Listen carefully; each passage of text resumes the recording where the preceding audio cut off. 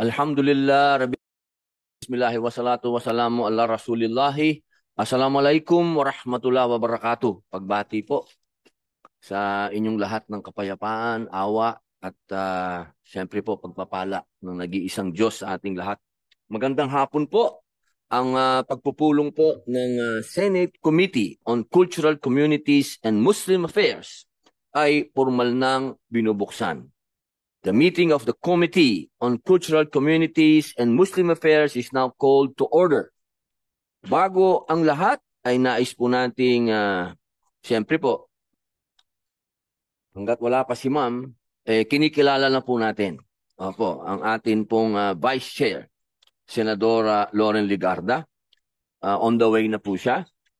Ang pagpupulong po ngayon ay nakalaan upang organisahin ang committee ito at pagkatapos ay isagawa ang pampublikong pagdinig upang talakayin ang Senate Bill number 17, an act mandating the establishment of Muslim prayer rooms in all public offices and establishments. Meron din pong panukala sa pareho pong paksa ni Senator Mark Villar, ang SBN 1208, na siya ding naging basehan ng aking panukala na SBN 17.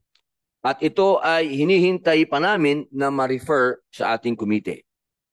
Sa puntong ito ay nais ko pong ipasok sa opisyal na talaan ng Senado na ang komite po ay may kabuuang 9 na miyembro. Ang inyong lingkod bilang tagapangulo, alhamdulillah, at ang mga sumusunod, Vice Chairpersons. Una po si Senator Marcos, sumunod po ay si Senator Legarda.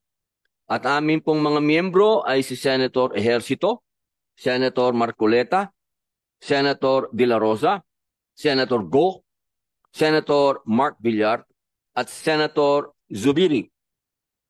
Ang jurisdiction po ng komite ayon sa Rule 10, Section 13, Subsection 10 ng Rules of the Senate ay sumasaklaw sa lahat ng usaping may kinalaman po sa mga katutubong pamayanan at mga ugnayang Muslim kabilang ang pangangalaga, pagpapaunlad ng kultura, tradisyon, institusyon at kapakanan ng mga katutubong pamayanan at mga Pilipinong Muslim.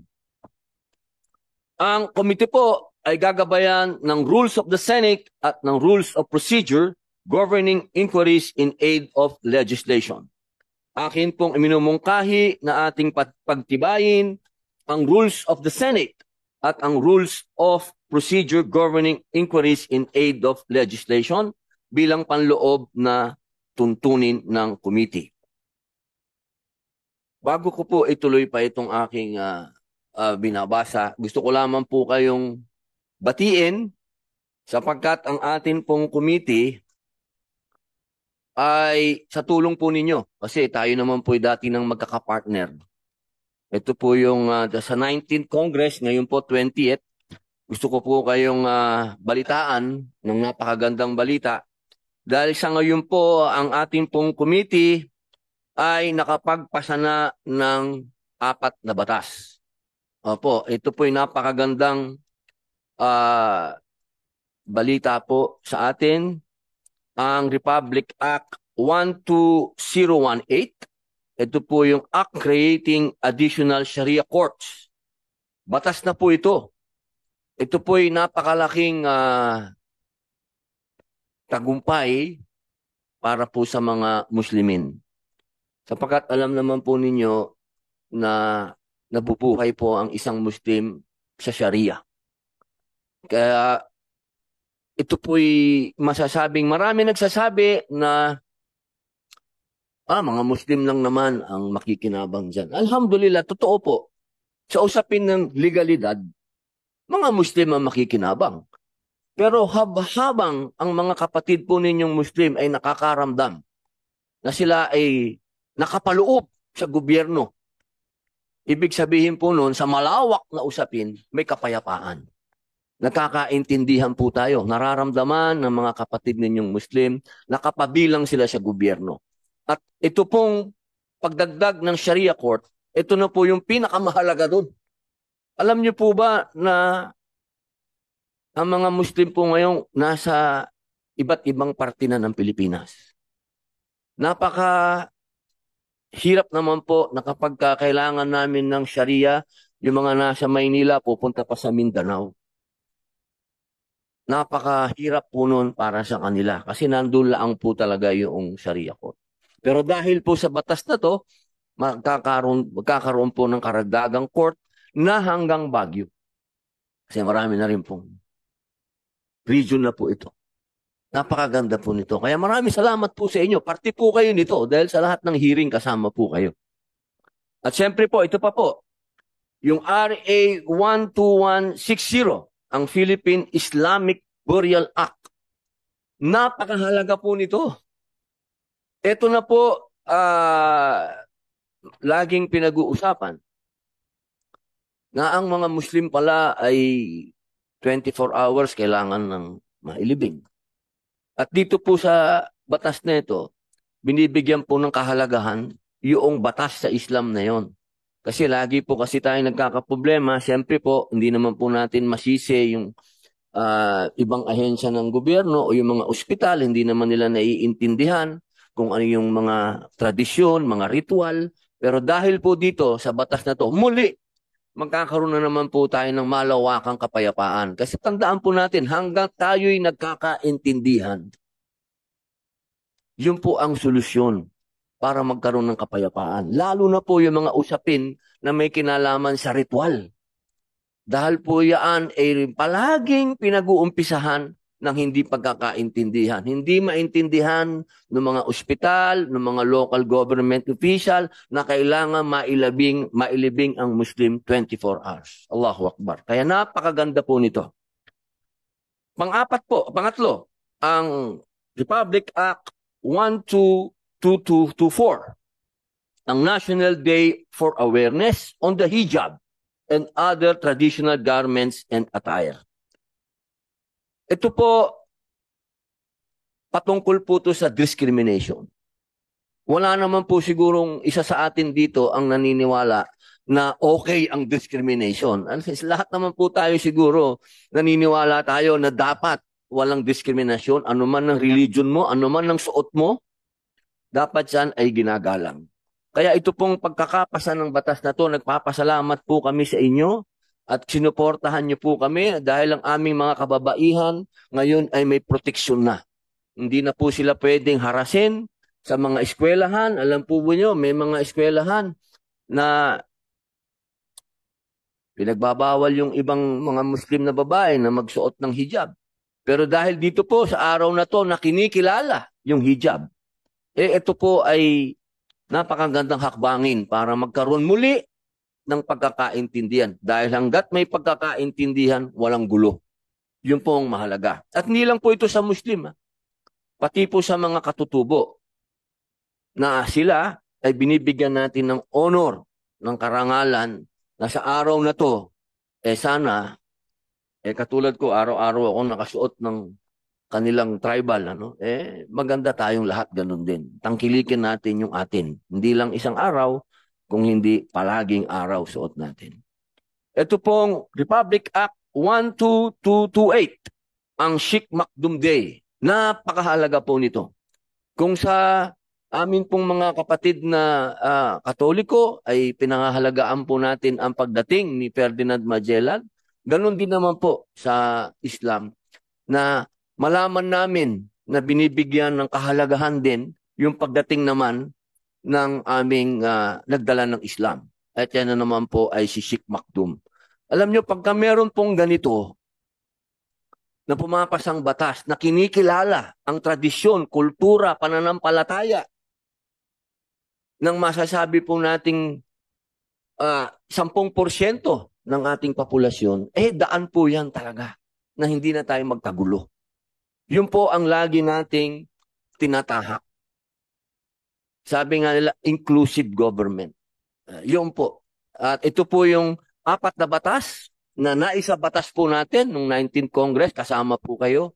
Maraming salamat po sa inyong lahat at kinilala nyo po yung aming pananampalataya. At meron pa po tayong 2 pang batas na inaantay po natin na mapirmahan ng ating mahal na Pangulong Bongbong Marcos Jr. Ito po yung SBN 1273. Ito po yung Equal Access to Public Cemeteries. Isa na naman po itong makasaysayang batas kapag ito po'y pinirmahan ni Pangulo. Ibig pong sabihin sa mga Assalamualaikum po. Ibig pong sabihin sa ating pong mga public cemetery, magkakaroon na po ng lugar ang mga Muslim. Katulad po ito ng ginawa ni Mayor Isko Moreno sa Manila. Yun po ang model natin. Sana po ito po'y mapirmahan na ni Pangulo sapagkat ito na naman po ang magbibigay ng solusyon sa problema ng mga Muslim. Dahil alam niyo naman po, kasama po sa aming pananampalataya na hindi kailangan po may sarili na libingan, may sariling pwesto. At dito po sa batas na ito, hindi lang po Muslim, pati po mga katutubo. Kasi alam naman po natin na meron din mga tradisyon ang mga katutubo. Kaya po, napakahalaga na ito po ay maging batas. Ngayon, ito pong isa pa, yung pong Senate Bill number 2613. Ito po yung Equitable Access to Sharia Courts. Ito po yung, kung meron po tayong mga kinreate na naging batas na Sharia Court, gusto din po natin na maging digitalized. Na hindi na kailangan, kasi ang Supreme Court po, lagi nating kapartner yan, sila po ay nandoon na maging digital na po sila. Sana, pagka ito po ay napirmahan ng Pangulo, magiging digital na rin ang Sharia Court. Hindi ka na kailangan magpunta pa ng napakalayo, gagamitin na natin ang technology. Kaya ito po yung mga, meron po tayong 4 na batas na, meron po tayong 2 na inaantay po nating mapirmahan. At yan po ay pasasalamat namin sa inyong lahat.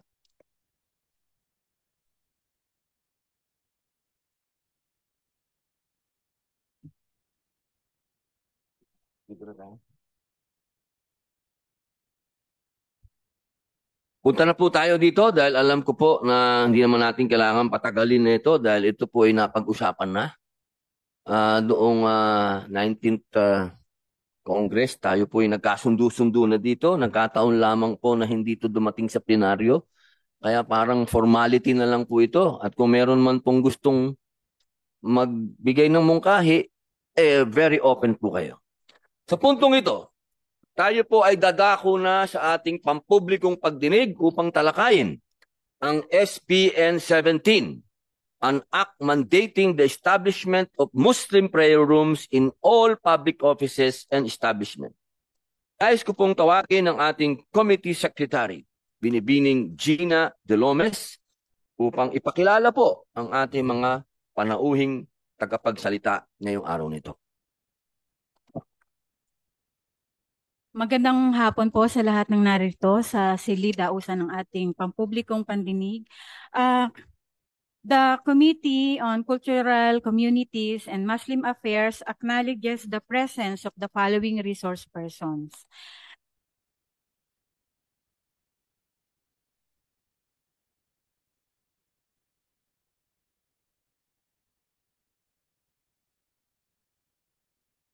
From the Department of Labor and Employment, we have Ms. Jennifer Obien, the Supervising Labor Employment Officer,